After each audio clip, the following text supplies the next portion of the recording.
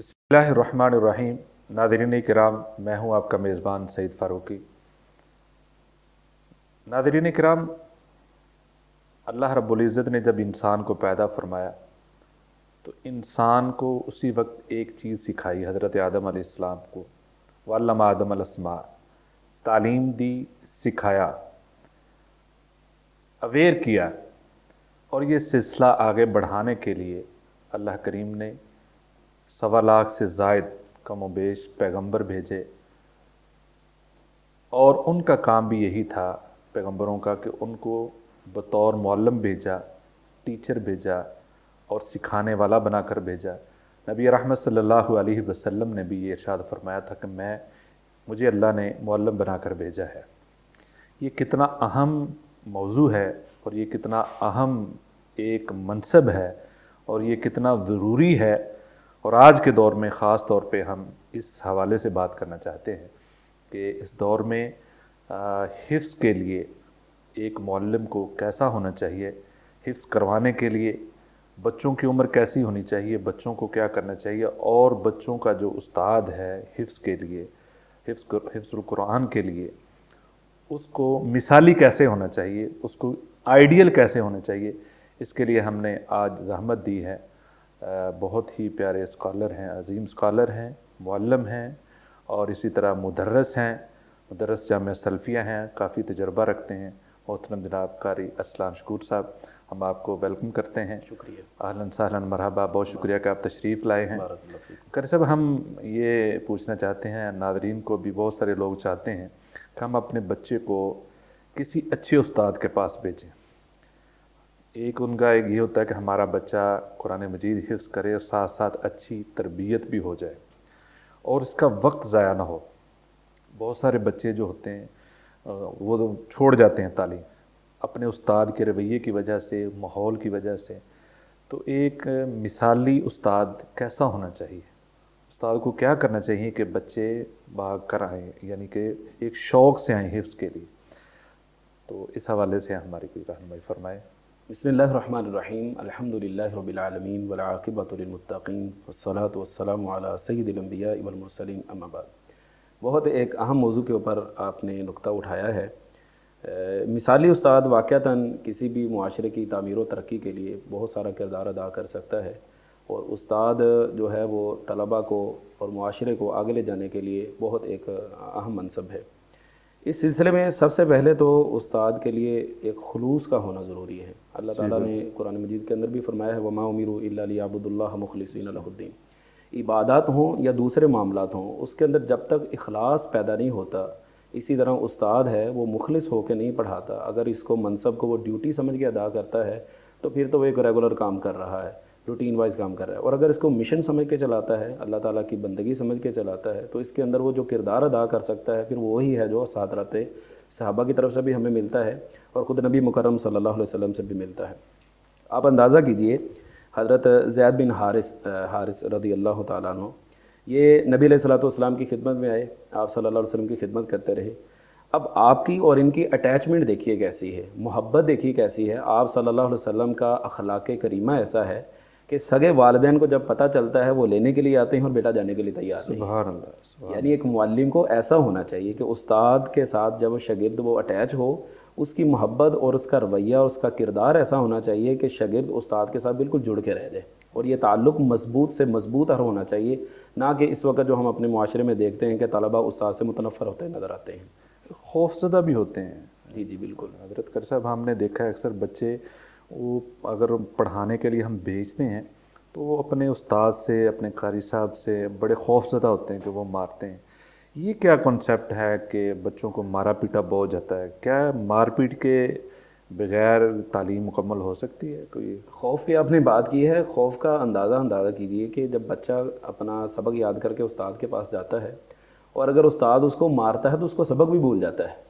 यानी अपनी रूटीन से रेगुलर जिस मंजिल पे वो चल रहा है उससे वो काफ़ी बैक पे जाना शुरू हो जाता है। यानी जब भी उस्ताद के पास सबक सुनाने के लिए जाएगा, मारपीट को देख के खौफ से वो भूल जाएगा, फिर बार बार जाएगा, वो एक सबक के ऊपर कितने दिन उसके लग जाएंगे। ये हम देखते हैं कि नबी अलैहिस्सलातु वस्सलाम ने जो अपने हज़रात सहाबा को तालीम दी, और ख़ास तौर पर हज़रत अनस का वाक़या बड़ा मारूफ़ है कि फरमाते हैं कि मैंने 10 साल नबी अलैहिस्सलातु वस्सलाम की खिदमत की है, اور ظاہری سی بات ہے بہت سارے صحابہ نے آپ صلی اللہ علیہ وسلم سے قرآن پاک کی تعلیم لی. کسی ایک روایت میں بھی یہ واقعہ نہیں ملتا کہ آپ صلی اللہ علیہ وسلم نے اپنے صحابہ کو مارا ہو. واہ سبحان اللہ. بلکہ ایک وہ واقعہ بڑا معروف ہے اس تعلیم سے ہٹ کے, وہ بھی تعلیم کا ایک حصہ ہے, جس میں حضرت معاویہ رضی اللہ تعالیٰ عنہ, ایک دوسرے حضرت معاویہ بن ابی سفیان ہیں, ایک دوسرے ہیں معاویہ رضی اللہ عنہ, جب وہ نماز کی حالت میں کچھ بول اٹھے تو بعد میں نبی علیہ الصلوۃ والسلام نے پوچھا کہ یہ کس نے حرکت کی, تو سب نے ان کی طرف اشارہ کیا. وہ کہنے لگے ما ضربنی, اللہ کی قسم کھا کے کہتے ہیں واللہ ما ضربنی ما قہرنی وما شتمنی, کہ نبی علیہ السلام نے نہ مجھے مارا, نہ مجھے برا بھلا کہا, نہ مجھے ڈانٹا. یعنی ایسی تعلیم نبی علیہ الصلوۃ والسلام نے دی ہے جو ہمارے لیے آئیڈیل یہ ہے کہ مار پیٹ کے بغیر بھی یہ سلسلہ چلایا جا سکتا ہے, مارنے کے بغیر بھی یہ سلسلہ آگے چل سکتا ہے. ہمارے جو قدیم ایک سلسلہ چلتا تھا کہ بچے کو داخل کروا دیا اور کہا گیا کہ جی گوشت آپ کا ہے, ہڈیاں ماری ہیں. میں یہ سمجھتا ہوں یہ طریقہ اس وقت بھی غلط تھا, آج بھی غلط ہے. صحیح صحیح. کیونکہ مار پیٹ کے بغیر محبت کے ساتھ, جو پیار کے ساتھ آپ اپنی اولاد کو دیکھیں, بات سمجھائیں گے وہ بھی سمجھ جاتے ہیں. بچہ کہتے ہیں پیار کا گاہک ہوتا ہے, کسٹمر ہوتا ہے, تو آپ اس کو پیار کے ساتھ سمجھائیں وہ سارا کچھ کر لے گا. ہم نے بعض جگہوں پہ ایسا بھی دیکھا ہے نا, وہ پائپ ہوتے ہیں جو پانی والے, اس کے ساتھ مارا جاتا تھا, تاروں کے ساتھ, عجیب و غریب یہ ہوتا تھا, اس سے بڑا عجیب ایک ماحول ہوتا تھا. بہت آپ نے اچھی مثالیں دی ہیں. اسی طرح کچھ ایسی بھی سختیاں جو تھی نا وہ نظر آتی ہیں, اب بھی آتی ہیں. بعض اداروں میں یہ ہوتا ہے کہ یہ سختی ہے کہ آپ نے بال سارے کٹوا دینے, ٹینڈ کروا دیں. بعض اب بچے جو ماحول میں دیکھتے ہیں, گھر میں دیکھتے ہیں, اپنے ارد گرد کزنوں میں دیکھتے ہیں, وہ تھوڑا ظاہر بات فیشن ہوتا ہے, بچوں کے شوق ہوتا ہے. یہ بھی ایک سخت پابندی ہے, بال لباس کی بھی ہوتی ہے. اس بارے میں بتائیں کہ یہ بال واقعی کٹوانے چاہیے, کوئی رکاوٹ ہے بالکل چھوٹے یا ٹینڈ کروا دینی, یا اسی طرح لباس کے خاص؟ ہمارے ہاں یہ ایک سلسلہ بڑا عجیب ہے. چھوٹا بچہ ہوتا ہے تو بار بار اس کی ٹنڈ کرواتے ہیں کہ اس کے بال گھنے آ جائیں. بڑا ہوتا ہے تو کہتے ہیں اس کے بال کٹوا دیے جائیں تاکہ اس کا حافظہ جو ہے وہ مضبوط رہ سکے, اس کے حافظے پہ اثر نہ پڑے. اچھا, یہ کنسیپٹ ہے پیچھے شاید قاری صاحب کے ذہن میں یا استاد کے ذہن میں بھی ہو کہ یہ زیادہ بالوں کا بوجھ زیادہ ہے تو اس کے اوپر جو ہے وہ اس کی میموری پہ کوئی فرق پڑے گا. حالانکہ ایسا کچھ بھی نہیں ہے. میں نے عرض کیا نا کہ سب سے زیادہ بہترین نمونہ تو خود نبی علیہ الصلوۃ والسلام ہے. ہم نے یہ دیکھنا ہے کہ نبی علیہ الصلوۃ والسلام نے اپنے حضرات صحابہ کی کتنی جو سے وہ حلق کروایا ہے اس سلسلے میں. تو حلق تو وہیں پہ کروانا چاہیے جو عمرہ اور حج کا معاملہ ہے. اس معاملے میں بچوں کا حلق کروانا میرا خیال یہ ان کی توہین بھی ہے, اور بچے آج کل کے یہ سمجھتے بھی ہیں کہ یہ ہماری بے عزتی ہے. اللہ تعالیٰ نے ایک حسن دیا ہے انسان کو, اور حسن کو برقرار رکھنا چاہیے. قاری صاحب یہ اس طرح ہے کہ اب ماحول پہلے آج سے اگر 20 سال پہلے دیکھیں, 15 سال 25 سال پہلے, تو فجر سے پہلے جو بچہ حفظ کے لیے ہوتا تھا, فجر سے پہلے بعض دفعہ آدھا گھنٹہ پہلے پڑھنا شروع کرتا تھا, اور پھر وہ فجر کے بعد بھی شروع ہوتا ہے, 10-11 بجے تک ٹائم ہوتا ہے, تھوڑا بریک ہوتی ہے, اس کے بعد ظہر کے بعد عصر تک. بعض جگہوں پہ ہم نے یہ بھی دیکھا ہے کہ عصر کے بعد بھی ہوتی ہے, اور پھر عشاء کے بعد تک بھی بہت لانگ ٹائم یہ عرض کروایا جاتا تھا کہ اس کے لیے بہت ٹائم چاہیے. اب ٹرینڈ یہ ہے, بلکہ اسکولوں نے, بہت سارے اسکولز نے جو نا حفظ کلاس کا آغاز کیا ہے, اس لیے کہ وہاں ٹائم کو ریڈیوس کیا گیا ہے, اور عصر تک یا ظہر تک 2 بجے تک اسکول ٹائمنگ میں. کیا وہ ٹائمنگ بہتر تھی یا یہ بہتر ہے؟ کیا اس میں مینج ہو جاتا ہے؟ کیا اس سے بچوں پر زیادہ بوجھ تو نہیں ہے, سارا دن پڑھتے رہیں؟ آئیڈیل ٹائم کتنا؟ ہمارے ہاں جو روایتی طریقہ تھا نا, میرا خیال ہے کہ وہ زیادہ پاورفل تھا. اس اعتبار سے کہ ایک کام کے اوپر جب آپ چل پڑے ہیں تو جتنا آپ اس کو ٹائم زیادہ دیں گے اسی قدر آپ اس کے اندر مہارت حاصل کر سکیں گے. اب ہمارے ہاں اس وقت جو کلاسیں چل رہی ہیں وہ پہلے صبح سیشن ہوتا ہے, یعنی تقریباً 7 سے 11 تک, پھر ظہر سے عصر تک, اور عصر کے بعد عام طور پر عصری جو تعلیم ہے اس کا انتظام کیا جاتا ہے. ہم نے جس دور میں پڑھا ہے اس وقت آپ کی بات کے مطابق مغرب کے بعد بھی کلاسیں چلتی تھیں, بلکہ تہجد ٹائم بھی اٹھا دیا جاتا تھا. تہجد کا ٹائم بڑا بابرکت ٹائم ہے, اور آپ نے یہ قرآن پاک میں بھی پڑھا ہے کہ انا ناشئۃ اللیل ہی اشد وطئا واقوم قیلا, کہ اس وقت میں جو سبق یاد ہوتا تھا اس سے زیادہ پکا سبق اور کو اس وقت میں یاد نہیں ہوتا تھا. لیکن اب زمانے کی یعنی بیڑ چال ایسی ہے, اور مرور زمانہ کے ساتھ کچھ چیزوں کے ساتھ انسان کو مینج کرنا پڑتا ہے. لیکن ہم یہ بھی دیکھ رہے ہیں کہ جو اوقات کار ہم نے منظم کر دی ہیں یا طے کر دی ہیں, اس وجہ سے بچوں کے حفظ کی وہ ریشو نہیں ہے, ان کو منزل اس طریقے سے یاد نہیں ہے. یعنی کہ زیادہ جو جس میں حافظہ کام کرتا ہے, میموری سیو ہوتی ہے اس میں, میموری میں اس کا جو بھی پڑا ہوتا ہے وہ صبح کا ٹائم ہے زیادہ ہے. بالکل. لیکن وہ یہ کہ ہم نے وقت کیونکہ ختم کر دیا, اور ہم نے یہ سمجھا کہ بچے کے اوپر بہت زیادہ مشقت ہے, اور اب وقت کم کرنے کی وجہ سے ریشو یہ نکلی کہ بچوں کو منزلیں یاد نہیں ہیں. بالکل. بہت ساری جگہ پہ ایسے ہے کہ ہم نے دیکھا ہے 150 بچے ہیں کلاس میں پڑھ رہے ہیں, اور ہم نے جب ان سے پوچھا کہ آپ کو کتنے بچوں کو قرآن یاد ہے تو بلا مبالغہ 5 سے 6 بچے ہاتھ اٹھانے والے. اس کی وجہ یہی ہے اصل میں, صبح کا ٹائم تو گزر جاتا ہے, تقریباً 7-8 بجے کلاسز شروع ہوتی ہیں. وہ برکت جو نبی صلی اللہ علیہ وسلم نے فرمایا کہ برکت جو ہے نا صبح کے وقت میں رکھی گئی ہے, اس کا مطلب ہے کہ اس سے وہ محروم رہ جاتے ہیں. تو ایک آپ نے بہت اچھی بات کی ہے کہ ہمیں ٹائم جو ہے تھوڑا سا بڑھانا چاہیے. بلکہ اس میں ایک اور چیز ایڈ کر دوں, بعض لوگوں نے جدت اس میں یہ لائے کہ انہوں نے حفظ قرآن کے لیے ایک شیڈول طے کر دیا. یعنی ایک بچہ اگر 1 صفحہ یاد کر سکتا ہے, وہ 600 صفحات والا قرآن ہے, تو وہ 2 سال کے اندر قرآن ہم اس کو مکمل کروا دیں گے. لیکن اب یہ بھی اس کی میموری کے اوپر منحصر ہے نا کہ وہ اس کو یاد کر بھی سکتا ہے یا نہیں. آپ زبردستی تو اسے 1 صفحہ نہیں یاد کروا سکتے.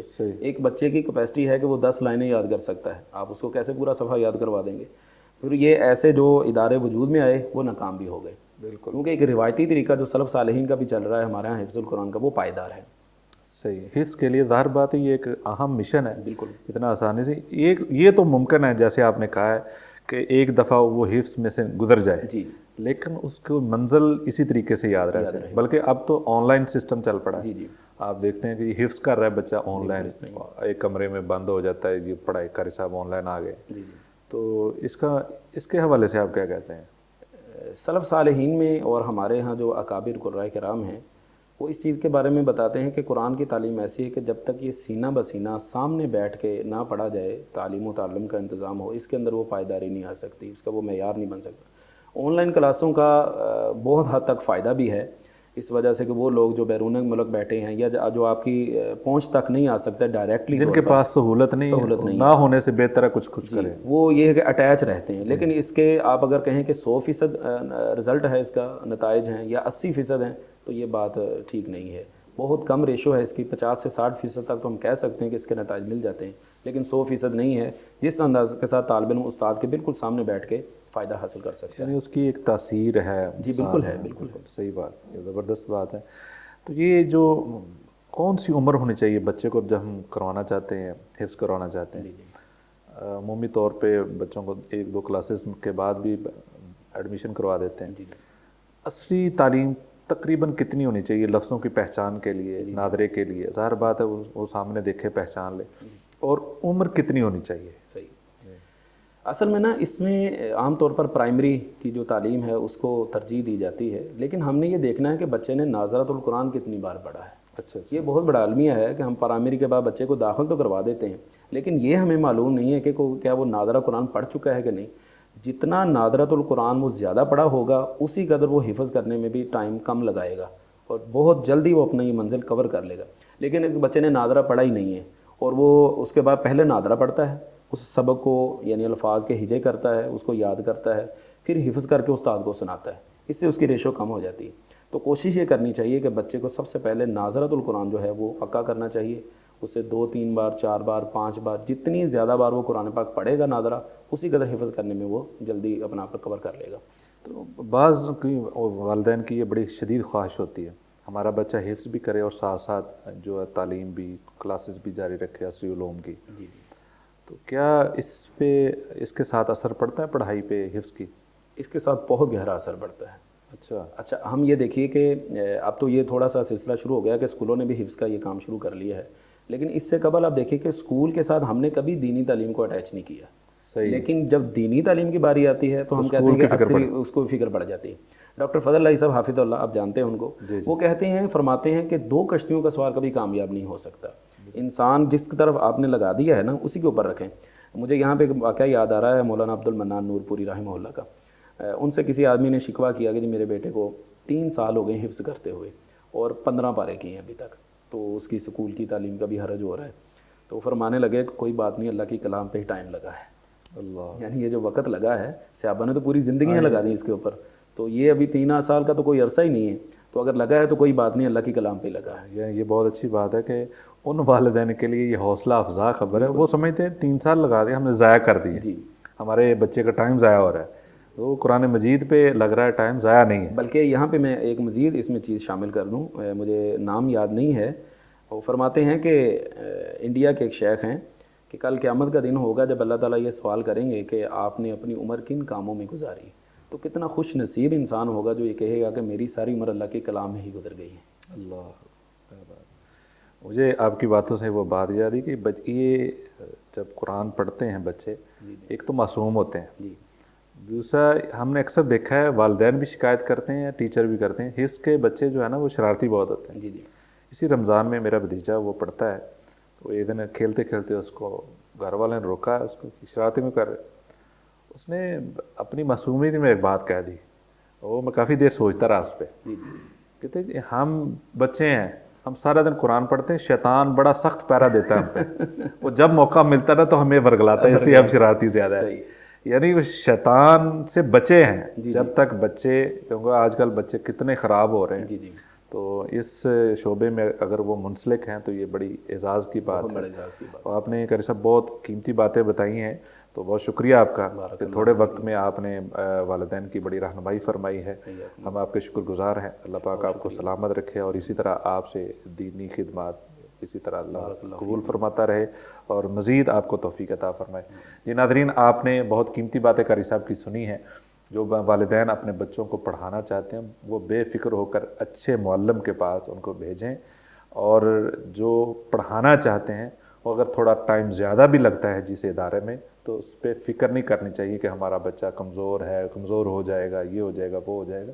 وہ ایک کتاب، اللہ کی کتاب کے ساتھ منسلک ہے، اس کو روحانی خوراک مل رہی ہے، وہ کمزور نہیں ہوگا۔ جس کو روحانی خوراک مل رہی ہے وہ کبھی کمزور نہیں ہو سکتا۔ اپنا بہت خیال رکھیے گا، بہت شکریہ۔ السلام علیکم ورحمۃ اللہ۔